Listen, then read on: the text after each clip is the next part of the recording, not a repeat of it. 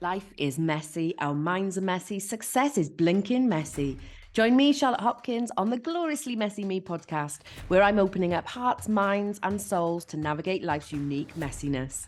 Exploring identity, culture, belonging, and success, I, along with some phenomenal special guests, will be sharing my own experiences, as well as impactful theories and top tips on how I help people unleash their incredible potential to take courageous action and build a life that they love. Okay, let's get on to today's episode. Hey, hi, hello, and a huge warm welcome to episode 3, where we'll be talking about belonging and fitting in, but at what cost? And this has come from a piece of research I was just reading and some personal development work I've been doing as part of my work with an additional business I have, Change the Balance. And this piece of research started off with showing that 60% of female leaders feel more lonely as they progress up the progression ladder. And it got me really thinking about how we, as human beings, we crave connection, we crave belonging. And fundamentally, we want to see that we are influential, but impactful, that we're helpful. And as human beings, we want to feel needed and that we're being constructive and really just having some kind of, struggling to find my words here, great for a podcast, but really trying to make sure that they have this impact on the world. And the higher up you go, then the more responsibilities there comes and the more challenges that can often come for some people. And this new piece of research showed that, 60% of female leaders felt more lonely. Interestingly, the research didn't necessarily show that males felt the same.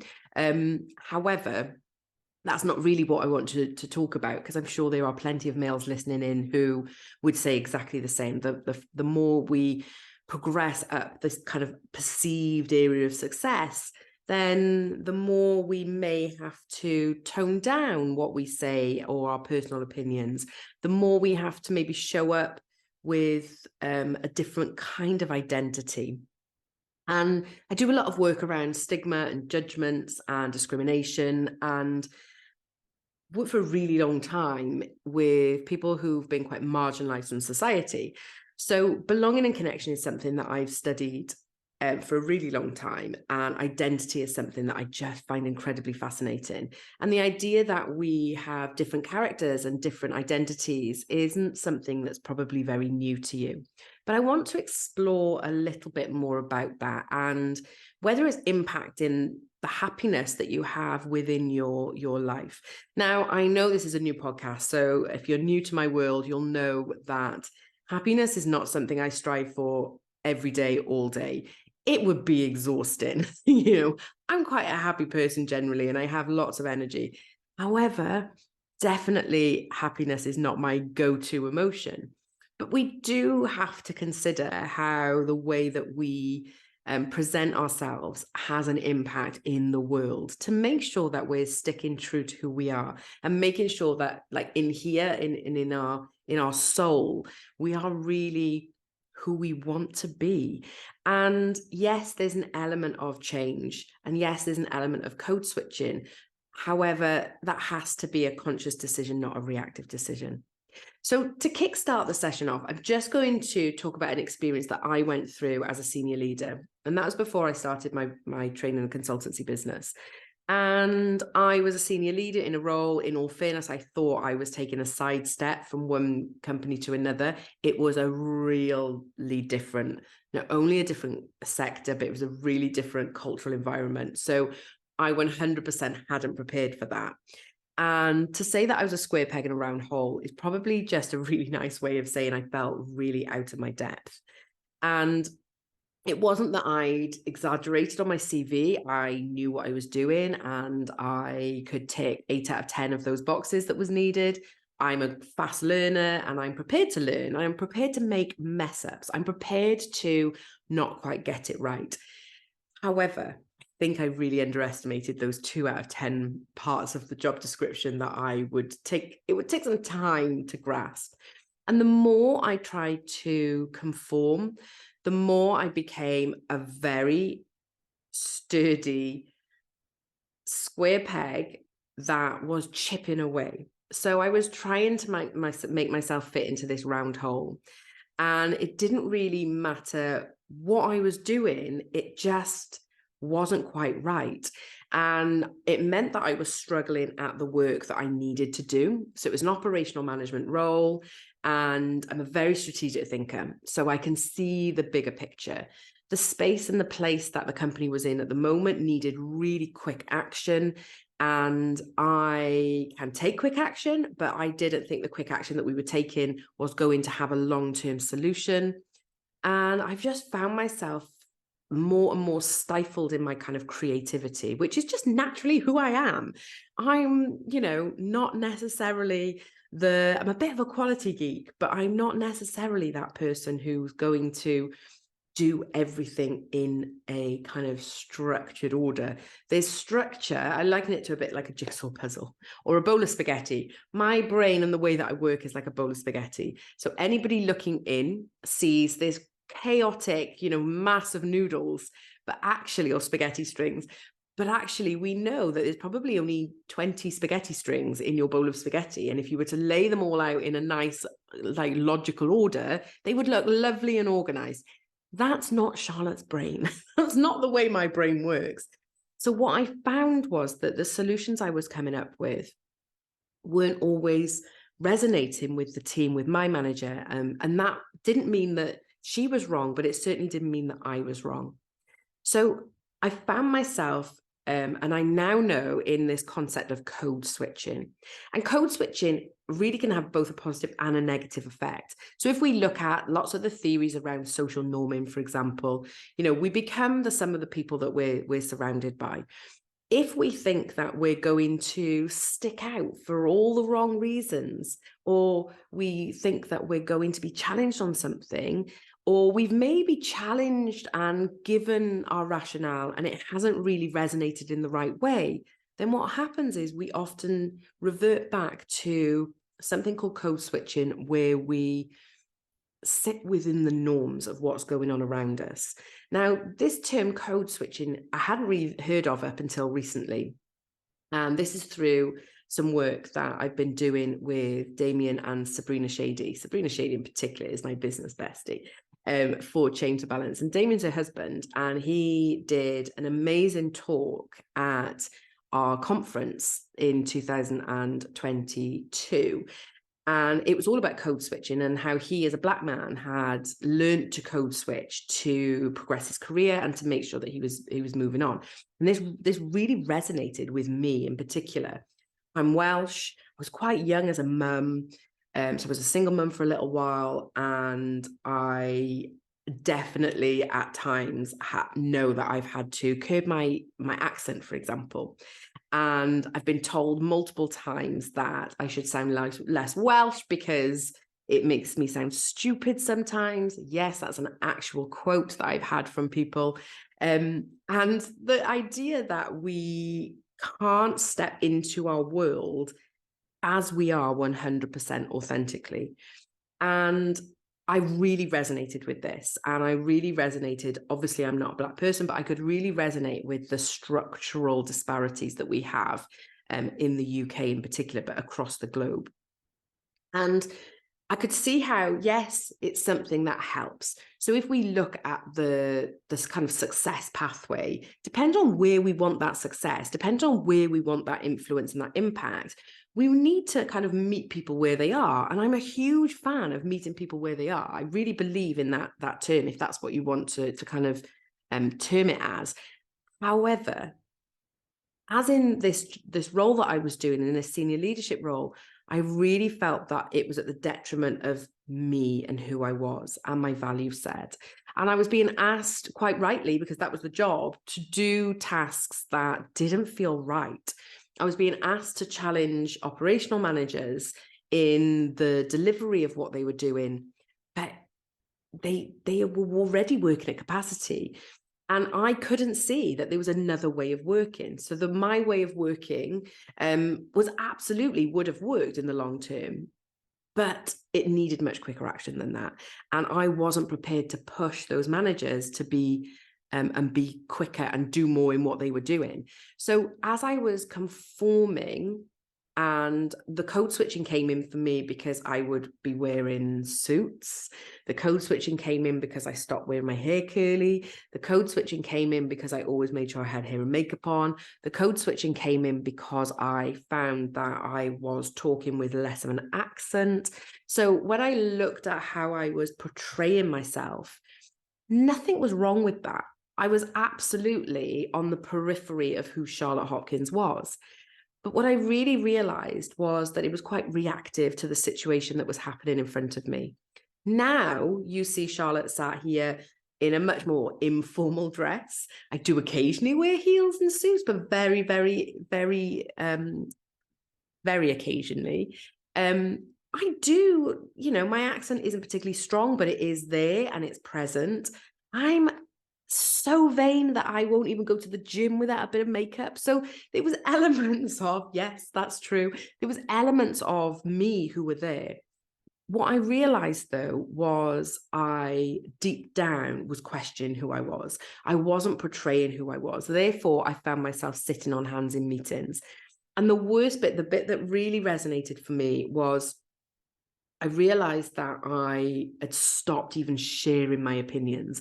And again, those people who know me, and as you get to come with me on the journey of the Gloriously Messy Me podcast, you will know that I have no problem sharing my opinions with those of you who are prepared to listen.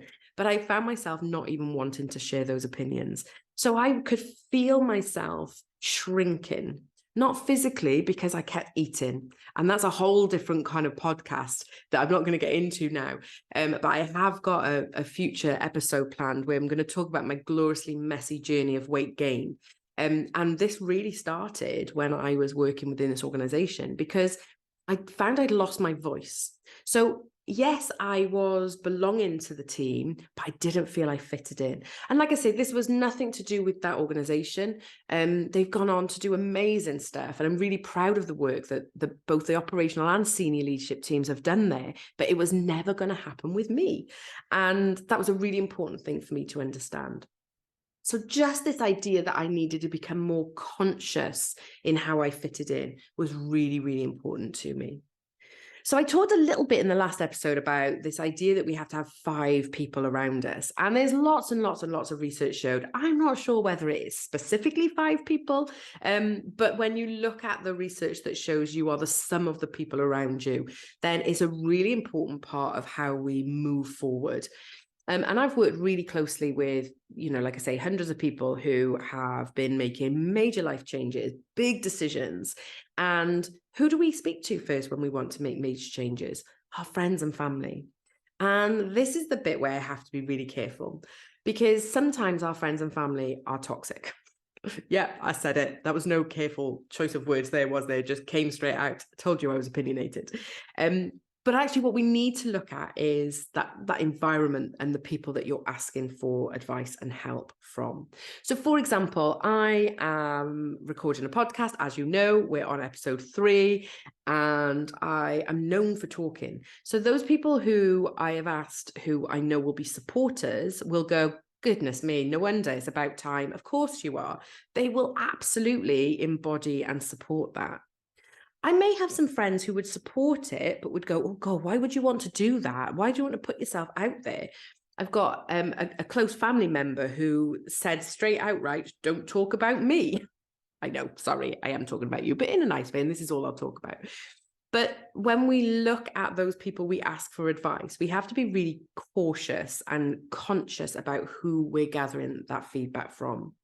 We have to be really understanding about where and what advice we're gathering. We have to really think about who we're trying to belong and fit in and around. So if we're stressed at home, for example, and we're talking about creating a new business or a career promotion, then sometimes our partner might not be the best person to ask. If we're in an environment in work and let's say, for example, we've got a group of friends who are our peer friends and we go in and we, have grown together and built together. If we then talk about maybe applying for the leadership role or maybe changing jobs, are they necessarily always going to be as supportive? Now, that's for one of two reasons. One, they probably just really like your company and don't want you to move on. But two, human nature sometimes means that we don't want to see people adapt and change and kind of be as authentically happy as they can be, because maybe we're not, or they're not authentically happy. So when we look at that belonging, we need to really think about how we're portraying ourselves. We need to really think about the people that are around us.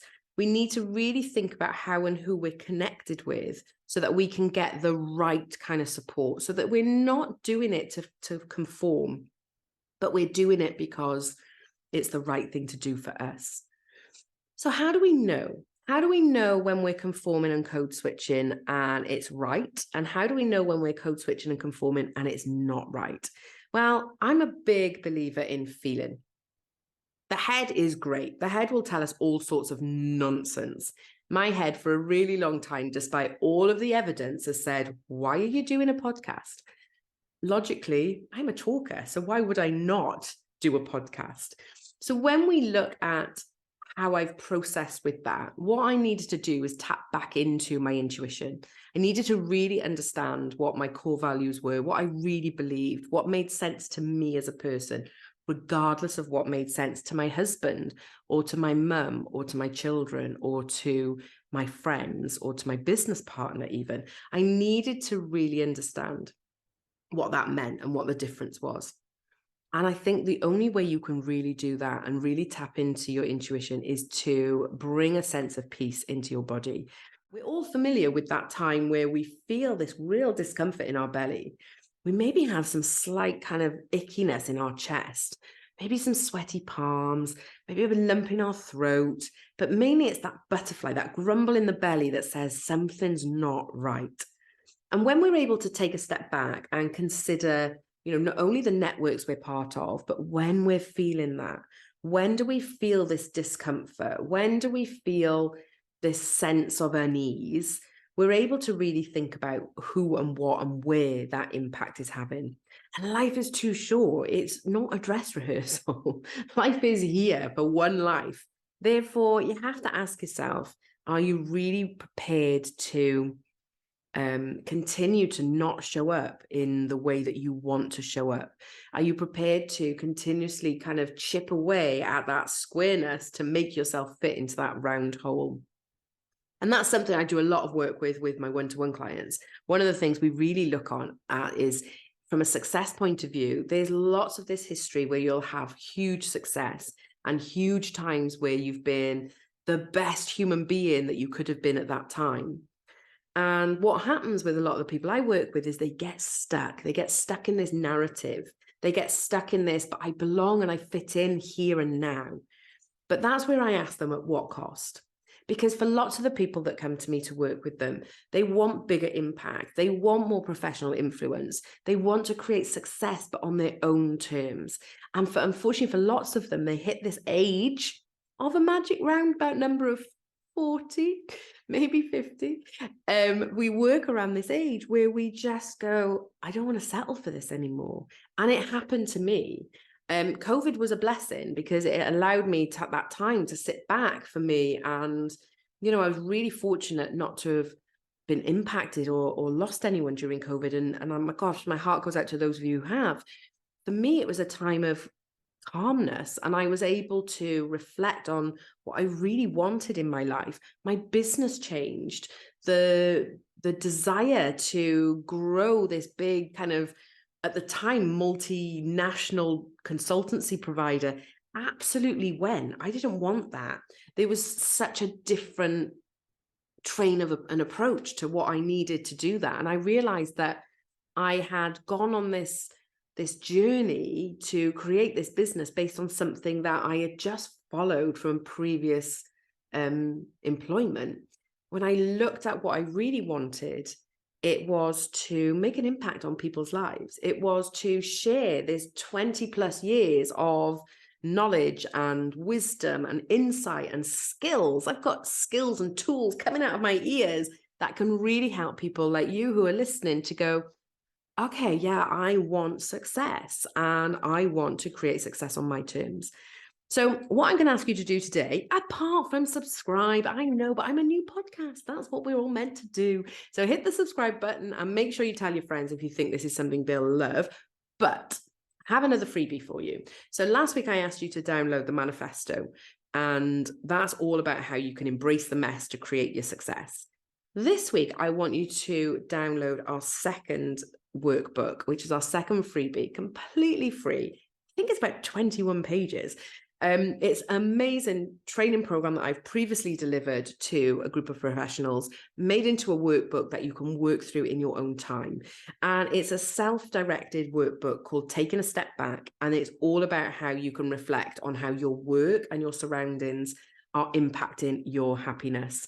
So 3 things to do: hit subscribe, tell your friends, and go and hit the link below and download the self-reflection workbook. Thank you for listening in, and I will look forward to speaking to you soon. Bye.